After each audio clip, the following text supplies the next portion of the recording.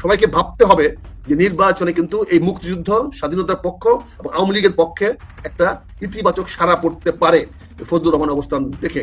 এবং এখন হয়তো ফজলুর রহমান যদি সাহস করে আরো আগাইতে চায়, আবার যদি সে মুক্তিযুদ্ধ ঐক্যবদ্ধ করার ডাক দেওয়ার মতো সাহস দেখাতে পারে, যদি এটাকে তার এলাকা ভিত্তিক আঞ্চলিক রাজনীতির মধ্যে না রেখে জাতীয় রাজনীতি নিয়ে আসতে চায়, তাহলে মনে হয় মোক্ষম সময় সে তো এই লিডটা পাবে, এখন সে লিডটা নিতে পারবে।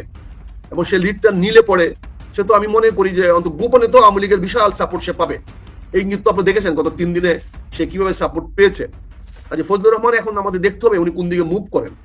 উনি যদি ওনার এলাকার বাইরে আসতে চান, আমার মনে হয় সেটা ওনার একটা ভালো স্টেপ হবে, ভালো মুভমেন্ট হবে। ঝুঁকি তো নিতেই হবে, ঝুঁকি ছাড়া তো রাজনীতি হবে না, ঝুঁকি ছাড়া রাজনীতি হয় না। কাজে ফজলুর রহমান ঝুঁকি নিয়েছেন, আমি মনে করি ওনার ঝুঁকিটা যথোপযুক্ত ছিল, সময়োপযোগী ছিল, এবং উনি সেই ঝুঁকিতে জয়ী হয়েছেন। কাজে এখানে আর মুক্তিযুদ্ধের সুশ্রী দেওয়ার দরকার নাই, আমাদের অসম্মান করার দরকার নাই। আমি ফজলুর রহমানের সাফল্য কামনা করি, আমি আশা করি উনি ওনার সামনে দিয়ে এগিয়ে যাবেন। আমার তো ব্যক্তিগত কিছু করার নাই, কারণ আমি কোন দলীয় রাজনীতিতে আবদ্ধ নাই, এখন আমি আমার কোনো দলীয় পরিচয় নাই। কাজে আমার ব্যক্তিগতভাবে আমি ওনাকে অভিনন্দন জানাবো, শুভেচ্ছা জানাবো যে উনি যে ঝুঁকিটা নিয়েছেন, সেই ঝুঁকিটা আমরা অনেকে নিতে পারি না, উনি নিয়েছেন। ওনাকে বেশ বেশ বেশ সাবাস, ইংরেজিতে বলতে ব্রেভো, ওয়েল ডান।